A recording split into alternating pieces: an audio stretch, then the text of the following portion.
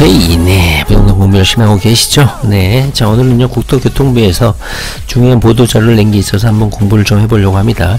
뭐, 무주택자라든가, 뭐, 투기 어린이들에게는 해당될 수 없을 수도 있겠지만요. 특히 다주택자들, 요즘에 다주택자들은 취득세, 세금 부담, 여러가지 규제 때문에 상당히 투자하기 어렵죠. 그러다 보니까 이런 생활용 숙박시설이라든가 지식산업센터, 이런 수익형 부동산에 투자를 하고 있는 상황인 것이죠. 그런데 오늘 국토교통부가 이런 생활용 숙박시설을 저렴한 가격에 이렇게 분양받은 사람들이 불법을 행하면서 이런 생활용 숙박시설을 여행객이라든가 투숙객 이런 사람들에게 세를 주는 게 아니고 그냥 아파트, 오피스텔처럼 임차인을 들여서 주거용 시설로 전용하고 있는 것이 광범위하게 현재 이루어지고 있죠.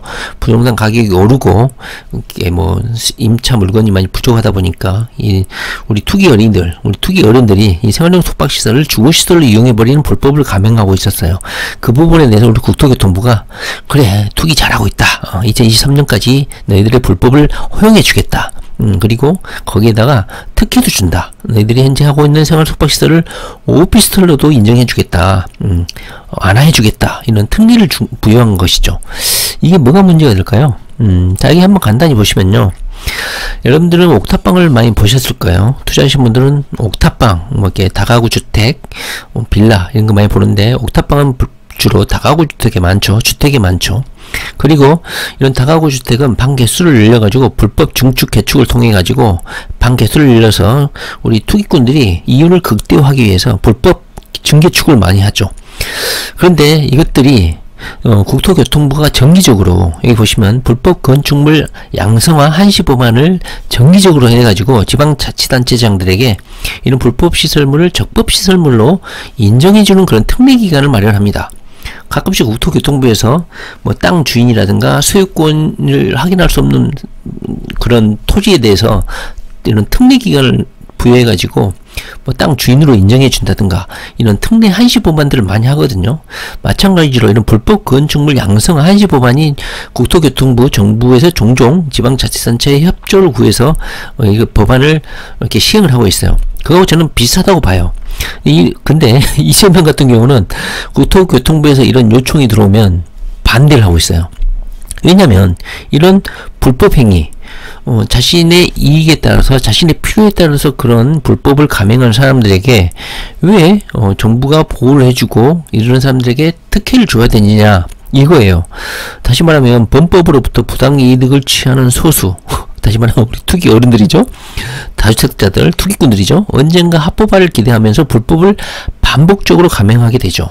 다시 말하면 정부와 지방자치단체가 불법 건축물 합법화 한시 법안을 통해서 이런 옥탑방이라든가 그 다음에 불법 증축, 개축 해가지고 방 개수를 늘리는 거, 뭐 전용 면적에 이런 제한이 있음에도 불구하고 방을 쪼개기도 하고 이러잖아요.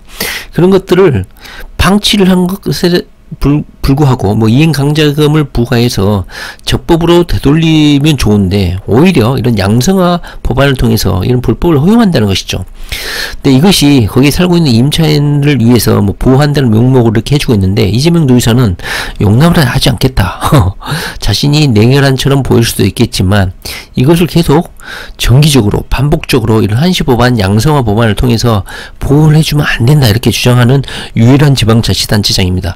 아무도 이렇게 이의제기한 사람이 없었잖아요. 제가 말씀드린 것도 바로 이거예요. 생활용 숙박시설을 주거시설로 이용하면 안 돼요.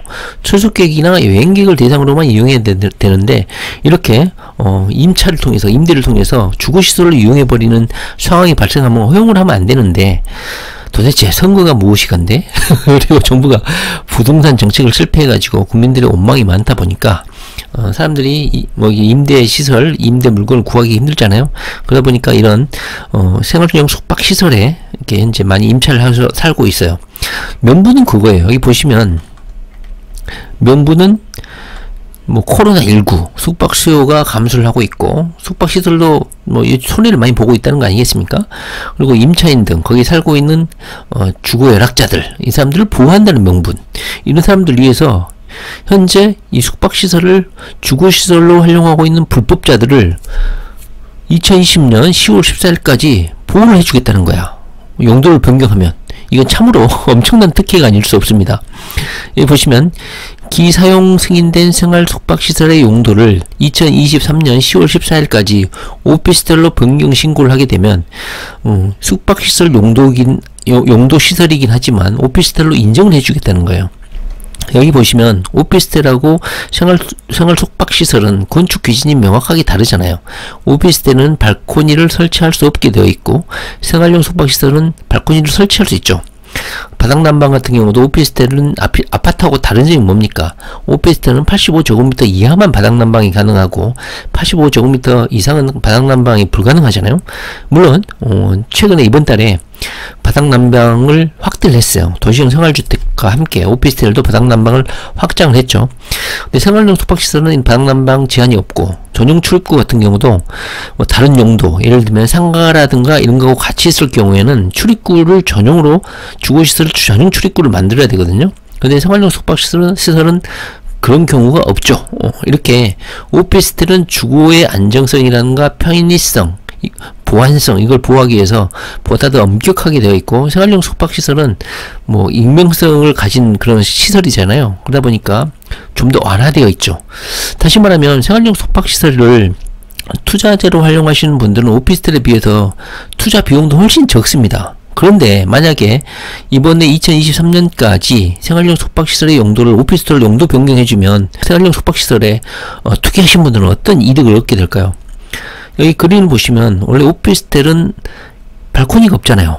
이렇게 민자로 따닥따닥 붙어 있는데 이렇게 특례를 허용해서 생활용 숙박시설을 오피스텔로 용도 변경할 수 있는 기회를 부여하게 되면 이 생활용 숙박시설은 발코니가 달려있을 거 아닙니까? 발코니가 달려있는 오피스텔을 여러분들은 만나게 된다는 거야. 다시 말하면 생활용 숙박시설을 투자를 해가지고 거기에 임대를 주고 있고 주거용 시설로 불법으로 이렇게 사용하고 있는 우리 투기꾼들에게 정부가 코로나도 있고 여행객도 감소했으니까 너희들을 오피스텔로 변경을 해주면 너희들을 인정을 해주겠다, 이렇게 불법을 인정해준 케이스라는 것이죠. 이재명이 이거 알게 되면 상당히 빡치겠죠. 이러한 불법을 허용하다 보니까 발코니가 있는 오피스텔이 등장하게 될 것이죠.